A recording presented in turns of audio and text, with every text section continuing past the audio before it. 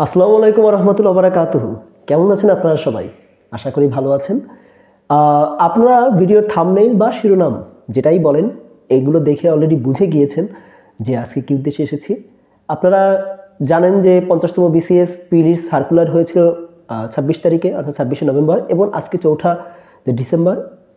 আজকে থেকে অলরেডি আপনার আবেদন শুরু হয়ে গিয়েছে এবং শেষ হবে ৩১শে ডিসেম্বর পর্যন্ত। মানে ওই দিনে আরকি শেষ হবে আরকি। তো যাই হোক, আজকে যে গণিতের উপরে যে আলোচনাটা আমি করতে এসেছি, আপনারা অনেকেই গণিতে আপনাদের অনেক সমস্যা আছে এবং শুধু আলোচনাটা আমি যদিও লিখেছি ৫০তম বিসিএস প্রিলির জন্য, কিন্তু বেসিক্যালি এই আলোচনাটা সবার জন্য, অর্থাৎ যে যে পরীক্ষাই দেন না কেন আপনাদের এই আলোচনাটা সবার জন্য, অর্থাৎ প্রাইমারি থেকে শুরু করে নিবন্ধন বলেন, বিসিএস বলেন বা যে জব মানে যে জবটাই হোক না কেন। তো আপনারা একটা আলোচনাটা দেখবেন। আমি মূলত আলোচনাটা সাজিয়েছি হচ্ছে, একটু দেখেন আমি আপনাদের বলি। এই যে আমার সে প্রিয় ডায়েরি, এই ডায়েরির এই যে পাতাগুলা দেখতে পাচ্ছেন, এই যে পাতাগুলা, অর্থাৎ এই পাতা এবং এই পাতা প্লাস আরেকটা পাতা আছে, এই যে 4টা পাতা। এই 4টা পাতা অনেক কাটাছাটা করেছি আমি। তো এই কাটাছাটা করে আপনাদের জন্য এই গণিতের কিভাবে আপনারা গণিতের দুর্বলতাগুলা মানে ফেস করবেন এবং কিভাবে সেগুলা থেকে মানে পরিত্রাণ পাবেন বা ধরেন কাটিয়ে উঠবেন, সেই জিনিসের জন্যই আমি এইগুলা আলোচনা করব ফার্স্টে। এবং তারপরে আর যে আলোচনাটা আছে তা হচ্ছে এই যে দেখেন, এই যে অর্থাৎ বাস্তবসম্মত কিভাবে আপনারা শর্টকাটে আপনারা ম্যাথগুলো করবেন, কিভাবে রুল ফলো করে করবেন এবং কিভাবে কনসেপ্ট নিয়ে করবেন সেটা আলোচনা করব। এবং সবার শেষে আমি আপনাদেরকে দেখিয়ে দিব কোন বইটা আপনাদের পড়লে আপনাদের এই শর্টকাটে ম্যাথগুলো আয়ত্ত করতে খুব সহজ হবে। ঠিক আছে? তো আপনারা একটু কাইন্ডলি থাকবেন আমার সাথে, আশা করি আপনাদের উপকার হবে। তো আমি শুরু করি তাহলে, মেইন আলোচনায় যাই। দেখুন, এই গণিতের দুর্বলতা কাটিয়ে উঠতে 3টা ধাপ আমাদের মানে 3টা ধাপে যেতে হবে। প্রথম ধাপ হচ্ছে আপনার বেসিক শক্তিশালী করতে হবে। এখন এই বেসিক কিভাবে শক্তিশালী করবেন তা হচ্ছে, নাম্বার 1 হচ্ছে ফর্মুলাগুলার নোট তৈরি করবেন। বুঝতে পেরেছেন? আপনি যে ফর্মুলাগুলা মানে বেস যেগুলা আপনার সমস্যা বা আপনি যেগুলোকে কঠিন মনে করেন, বা কঠিন না হলেও যতগুলো ফর্মুলা আছে আর কি যেগুলো পরীক্ষাতে আসে, এগুলোর একটা নোটপ্যাড তৈরি করবেন এবং এগুলো চেষ্টা করবেন খুব ছোট আকারের যে আপনার যে নোটগুলো আছে বা বাজারে যেগুলো আছে, বা ধরেন আপনি যদি কোনো নিজে কিছু বানিয়ে থাকেন, এগুলা এই ছোট্ট প্যাডগুলোতে এই সাইজের প্যাড, অথবা ধরেন সর্বোচ্চ মানে ধরেন আপনার এই এতটুকুন সাইজের প্যাড, এই প্যাডগুলোতে আপনি এই কাজগুলা করবেন। ঠিক আছে? গেল। এবার 2 নম্বর যেটা তা হচ্ছে টপিক ধরে শর্টকাটে আপনি প্র্যাকটিস করতে মানে শুরু করবেন আর কি। টপিক ধরে, সব টপিক না। আপনি যদি পাটিগণিত শুরু করেন, আপনি পাটিগণিতের যে টপিকগুলো সবচেয়ে জরুরি বা যেগুলো ইন্টার রিলেটেড, সেই টপিকগুলোর সাথে আপনি শুরু করলেন। বুঝতে পেরেছেন? বীজগণিত ধরলেও তাই, জ্যামিতি ধরলেও তাই। যেমন ধরেন পাটিগণিতে আপনার লাভ ক্ষতি, শতকরা, সুদ কষা, ঐকিক নিয়ম, এগুলো কিন্তু প্রায় সিমিলার টাইপের জিনিস, অর্থাৎ রুল জানলেই পারা যায়। এই জিনিসগুলো আপনি একসাথে করলেন, এরকম টপিক ধরে করলেন। ঠিক আছে? আর মনে রাখবেন 3টার বেশি টপিক ধরবেন না। ওকে? আপনি সপ্তাহে করেন বা যখনই করেন না কেন, ওই 3টা টপিক শেষ না হওয়া পর্যন্ত নতুন কোনো টপিকে যাবেন না। ঠিক আছে? 3টার বেশি টপিক ধরলেই কিন্তু এলোমেলো হয়ে যাবে। ওকে? এবার আসেন 3 নম্বর যে কাজটা বেস শক্তিশালী করার জন্য বা আপনার বেসিক শক্তিশালী করার জন্য, তা হচ্ছে মেন্টাল ম্যাথ মানে শেখা। অর্থাৎ আপনি নিজে মনে আপনি ম্যাথ করতে শিখে যাবেন। ঠিক আছে? এই যে মেন্টাল ম্যাথ প্র্যাকটিস, এই বিষয়টাকে আয়ত্ত করা, এটা যদি আপনি ভালো করে আয়ত্ত করতে পারেন, আপনার জন্য মানে বেসিক শক্তিশালী হওয়া কোনো মানে ফ্যাক্টরি না। বুঝতে পেরেছেন? এটা একেবারে ইজি বিষয়। ঠিক আছে? এইবার দেখেন আরও কিছু কথা এখানে।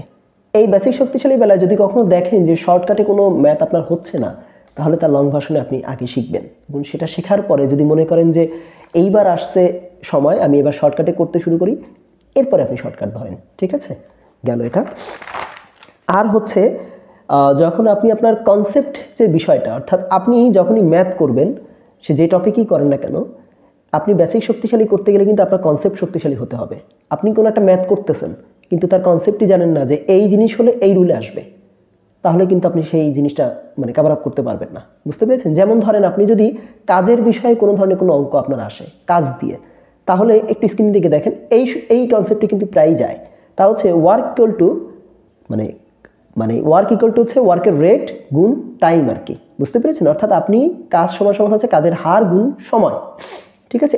এই রুলে যদি আপনি করতে পারেন, তাহলে কিন্তু বা এই কনসেপ্ট যদি আপনার মাথায় থাকে, তাহলে আপনার এই যে অঙ্কই আসুক এই কাজের উপরে সবই আপনি পারবেন।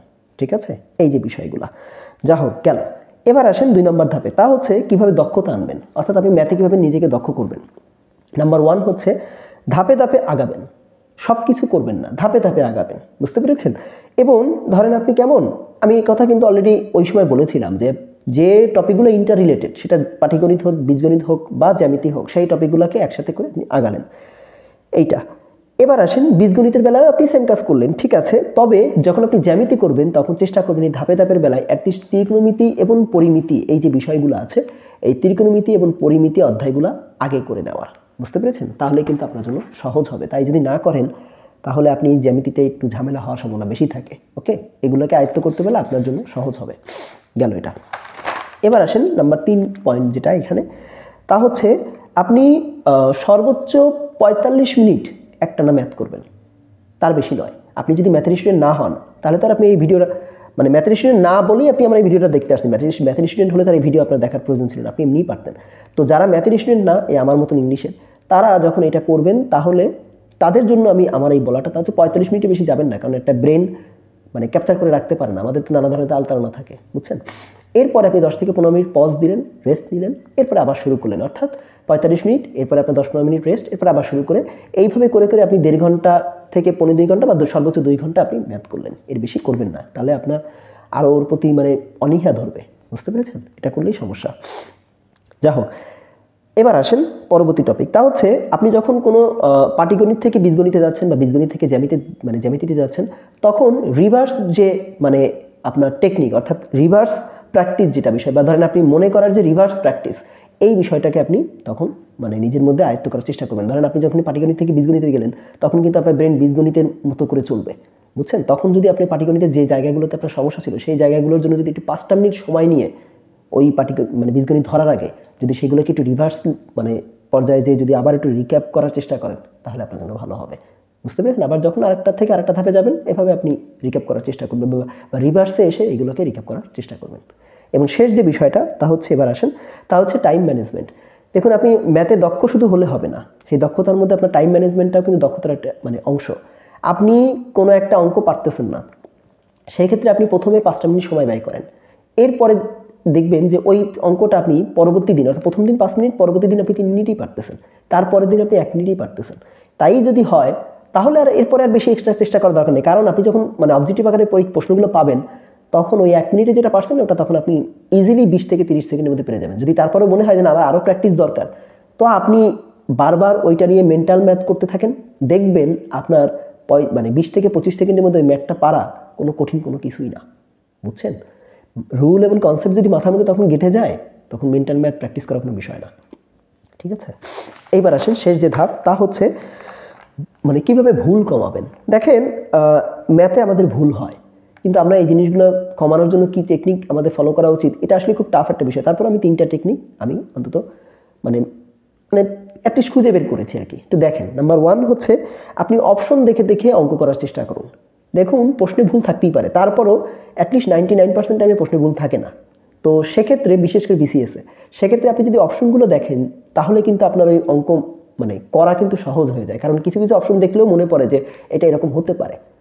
ওই ক্ষেত্রে আপনি ওটা দেখেন, দেখবেন যে অল্পতেই আপনি মানে করতে পারছেন। এবং যদি দেখেন যে হচ্ছে না, তাহলে আপনি আবার গোড়া থেকে শুরু করলেন। ঠিক আছে, অপশন দেখেই করলে ভুল হওয়ার সম্ভাবনা কম থাকে। এবার আসেন নাম্বার 2, আপনি যখন শর্টকাটে কোনো কিছু করতে চাইবেন, যদি দেখেন হচ্ছে না, যদি হাতে সময় থাকে তাহলে লং ভার্সনে যাবেন, আর যদি হাতে সময় না থাকে ওটাকে স্কিপ করে যান। ওই অঙ্কটার করারই দরকার নাই, পরীক্ষায় হোক সেটা করার দরকার নাই। কিন্তু যদি পরীক্ষা আমাদের বাসায় প্র্যাকটিস হন, তাহলে লং ভার্সনে প্র্যাকটিস করে করে এটা শিখে ফেলেন। আমি পরীক্ষার কথা ফার্স্টে বললাম আর কি, ঠিক আছে, তাহলে আপনার জন্য সুবিধা হবে। আর শেষ যে বিষয়টা, তা হচ্ছে যদি দেখেন যে আপনার উত্তর মিলে গেছে, তাহলে কাইন্ডলি বাসায় বসে যখন প্র্যাকটিস করবেন আরেকবার শুদ্ধিকরণ করুন। অর্থাৎ আপনি প্রশ্ন দেখে উত্তর মিলিয়েছেন, এবার উত্তরকে পুঁজি করে আপনি প্রশ্নটাকে ক্রিয়েট করুন, তাহলে কিন্তু আপনার জন্য এই 2বার করা হবে অঙ্কটা, এবং ঘুরিয়ে ফিরিয়ে করা হবে, তখন কিন্তু আপনার ভুল হওয়ার সম্ভাবনা একেবারে নাই বললেই চলে। বুঝতে পেরেছেন? তো এই ছিল হচ্ছে মোটামুটি আমার এই জায়গার আলোচনা। এইবার আমরা যাব হচ্ছে আমাদের বাস্তববাদী কিছু শর্টকাট টেকনিকে এবং কনসেপ্ট দিয়ে এবং রুল খাটিয়ে কিভাবে আমরা ম্যাথগুলা করব। দেখেন, আমি কিন্তু এই অঙ্ক এখানে মোট 4টা দিয়েছি, 1 2 3 4টা দিয়ে জাস্ট আপনাদের বোঝানোর জন্য, পাটিগণিতের সব কিছু। এই 4টা দেখেন, সাইজ দেখেন এতটুকুন, এতটুকুন এতটুকুন। আপনি যখন নোটপ্যাডে এগুলো করবেন না বা যখন আপনি শিখবেন না, এভাবেই শিখবেন, এর চেয়ে বেশি বড় করে শিখতে যেন না। পিলির প্রশ্ন তো, এর চেয়ে বেশি বড় করে শেখার দরকার নেই। আপনি বড় থাকলেও সেটাকে ফার্স্টে বড়ভাবে যদি লাগে শেখেন, এরপরে নিজেকে শর্টকাটে কীভাবে আপনি পারবেন সেভাবে শেখার চেষ্টা করেন, নাহলে কিন্তু মনে থাকবে না পরীক্ষার হলে, বুঝছেন? এই শর্টকাটে না হলে আপনি সময়ের মধ্যে করেও পারবেন না। তো খেয়াল করেন, এটি স্ক্রিনে দিকে দেখেন। তা হচ্ছে প্রথম টপিকটা হচ্ছে শতকরা, এবং শতকরার একটা ম্যাথ দেখেন যেটা খুব জরুরি, যেটা অনেকবার আসছে। তাছাড়া ধরেন কোনো সংখ্যার 25% 30 হলে সংখ্যাটি কত? দেখুন, আমি ডান পাশে লিখেছি কনসেপ্ট, সেখানে লিখেছি পার্সেন্ট সমান সমান কত পার্সেন্ট বাই 100। বিষয়টা কেমন দেখেন, একটু উত্তরটা দেখেন যে 25% মানে কি 1/4, এর মানে কি ওই 25/100 দেখেন করলে 1/4 হয়। তাহলে সংখ্যার 30 সমান সমান ওই মানে যেটা বলছে আর কি, যে 25% সমান 30 হলে তাহলে 30 ইকুয়াল টু ওই সংখ্যার 1/4% যে সংখ্যাটা উত্তর হবে। বুঝতে পেরেছেন? তাহলে দেখেন তাহলে সংখ্যাটা কি হয়, 30-এর সাথে ওই 4-এর গুণ হয় না, এই যে এইভাবে গুণ করলে, বুঝতে পেরেছেন? তাহলে দেখেন 120 হয়। এই একটা বিষয় আপনি সহজে শিখে গেলেন। এবার দেখেন দ্বিতীয় একটা অঙ্ক, খুব কমন একটা অঙ্ক। তা হচ্ছে এটি শার্টের মূল্য 20% কমানো হলো, পরে আবার 20% বাড়ানো হলো, নিট পরিবর্তন কত? এক্ষেত্রে এই ম্যাথের কনসেপ্ট হচ্ছে এরকম যে একবার বাড়ানো কমানো হলে পরেও যদি আবার বাড়ানো কমানো হয়, তাহলে প্রথমবার যে জিনিসটা ছিল না, যে বাড়ানো কমানো যে পার্সেন্টেজটা হয়েছে বা যতটুকু হয়েছে তার উপরেই কিন্তু পরবর্তীতে বাড়ানো কমানো হবে। বুঝতে পেরেছেন? খেয়াল করছেন, প্রথমটা যতটুকু হয়ে মানে আগে যা ছিল তারপরে বাড়ানো কমানোর পরে যে যতটুকু হয়েছে, ওই বাড়ানো কমানোর পরে যেটুকু হয়েছে তারপরে যদি আবার বাড়ানো কমানো হয়, তাহলে সেই হিসাবটা কিন্তু ওই দ্বিতীয়তে যেটা হয়েছে তার উপরে হবে। বুঝতে পেরেছেন? খেয়াল করেন, যেমন দেখেন 20% কমলে মূল্য হয় 80 টাকা, এত বুঝছেন? তাহলে এই 80 এর উপর আমার 20% আবার বাড়ছে না, তাহলে কি হবে 80 গুণ ওই 20/100, এগুলো করলে দেখবেন আসে হচ্ছে আপনার 20% না, তাহলে আসে দেখবেন 16 টাকা। 16 টাকা আসলে তার সাথে আপনি 80 যোগ করেন, তাহলে কত হয়? 96 টাকা হয় না? বুঝতে পেরেছেন? এবং এখন দেখেন, তাহলে আগে ছিল 80 টাকা আর এখন হচ্ছে 96 টাকা, তাহলে নিট পরিবর্তন কি হয়েছে? অবশ্য কথা আছে, আগে 80 ছিল এখন 96 হয়েছে, কিন্তু আমার যদি আবার নিটে যেতে হয়, এখানে শুধু পরিবর্তন না, নিটে যদি যেতে হয় তাহলে তো আবার 100-তে যেতে হবে, মানে 100%-এ যেতে হবে। এটা তাই করছে, অর্থাৎ নিট পরিবর্তন বলছে বলে 100-এ যেতে হয়েছে। এই জন্য যদি আপনি 96 থেকে 100-কে বিয়োগ দেন, তাহলে দেখবেন 4% থাকে, এবং যেহেতু সেটা পরিবর্তন হয়ে কমে গেছে 100 থেকে, তাহলে সেটা মাইনাসে চলে গেছে, অর্থাৎ 4% কমে গেছে। এই তো। এবার আসেন টপিক লাভ ক্ষতিতে। একটি পণ্যের ক্রয় মূল্য 200 টাকা, বিক্রয় মূল্য 250 টাকা হলে লাভ কত পার্সেন্ট?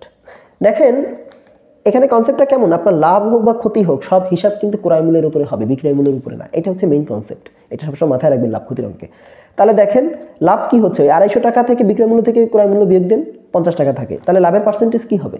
ওই যে বলছি ক্রয় মূল্যের উপরে, তাহলে 50/200 গুণ 100, তাহলে দেখা যাচ্ছে 25%। দেখছেন? এবার আসেন টপিক সময়, দূরত্ব এবং গতি। যেমন দেখেন একটি ট্রেন 36 কিলোমিটার পার ঘন্টায় বেগে চলছে, 200 মিটার রাস্তা অতিক্রম করতে ট্রেনটির কত সেকেন্ড সময় লাগবে?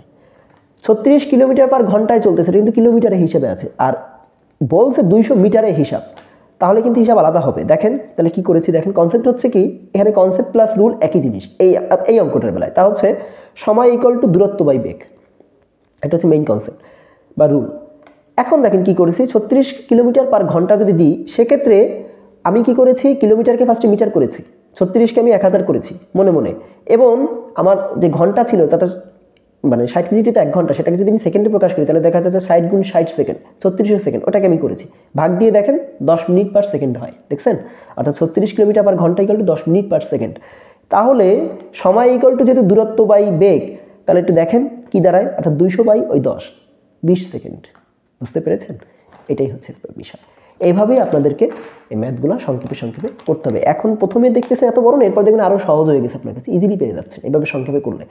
এবার আসেন, এখানে তো এই আলোচনা গেল, এবার আসেন আপনাদের এই ম্যাথগুলো আপনারা শর্টকাটে কোন বই থেকে পড়বেন। দেখুন আরিফুর রহমান স্যারের একটা বই আছে, বুঝছেন, এই যে শর্টকাট ম্যাথ, এই বইটা আপনারা দেখলে আপনাদের জন্য বেস্ট হবে। ঠিক আছে? এই একটাই বইয়ের কথা বললাম, আরও বাজারে অনেক অনেক বই আছে, খায়রুলস বেসিক ম্যাথ আছে, আমি আগেও বলেছি তার কথা, তবে শর্টকাটের জন্য এই বইটা বেস্ট। ওকে, তো আমি আমার জায়গা থেকে চেষ্টা করেছি, আমি একজন ইংলিশ স্টুডেন্ট, আমি যে ম্যাথ ভালো পারি না তা না, ম্যাথ অনেক ভালো পারি, ম্যাথ করতেও পারি, বুঝিও ভালো, কিন্তু পরীক্ষার সময় গেলে গুলিয়ে যায়, কারণ যেতে এর সাথে আমার সেভাবে যোগাযোগ থাকে না। আপনারা যে যে সাবজেক্টে আছেন ম্যাথ বাদে, আমার কথা আর আপনাদের কথা সেমই হবে। আমরা যে পারি না তা না, আমরা কিন্তু না পেরে কিন্তু এতদূর পর্যন্ত অনার্স মাস্টার্স পর্যন্ত আসি নাই, পেরেই আসছে, কিন্তু আমাদের ব্রেইন এটার সাথে এখন পরিচিত না, এতগুলো বছর অনার্স মাস্টার্স করতে যে যার কারণে আমরা এগুলোর সাথে প্র্যাকটিস নাই বলেই আমরা এগুলো হারিয়ে ফেলেছি। ম্যাথে ভালো করার আরও একটা ভালো বিষয় কি জানেন, যদি আপনি টিউশন করেন, চেষ্টা করেন 9-10 পর্যন্ত যেসব ছেলেমেয়েরা আছে যাদেরকে পড়ান আপনারা, যদি পড়িয়ে থাকেন তাদেরকে একটু এক্সট্রা মাঝে মাঝে বলবেন কি আমি তোমাকে ম্যাথও পড়াবো, এইটা বলবেন। এবং প্রতিদিন তাকে যখন আপনি পড়াতে যাবেন বা আপনি যেটাই করতে যান তাকে আপনি বাসায় প্র্যাকটিস করে তাহলে যাবেন, তাহলে তাকেও পড়ানো হচ্ছে, আপনার নিজের প্র্যাকটিস হচ্ছে, বুঝতে পেরেছেন? প্লাস আপনার ওই ছেলেটারও অনেক উন্নতি হচ্ছে বা ওই মেয়েটারও অনেক উন্নতি হবে যাদের পড়াবেন আপনি, আর সবচেয়ে বেশি উন্নতি হবে আপনার, ঠিক আছে? কারণ ওর তো আরও টিচার আছে। ওকে, এইগুলা করেন তাহলে আপনার জন্য উপকার হবে। এভাবেই প্র্যাকটিস করলে দেখবেন আরও কিছু সময় বেড়ে যাচ্ছে, কারণ আমরা তো অনেক টিউশনের পিছনে সময় দিই অনেক সময় আমাদের কিল হয়, যার কারণে ওই সময়টা যদি আপনি এই কাজটা করতে পারেন আপনার জন্য সুবিধা হবে, ঠিক আছে?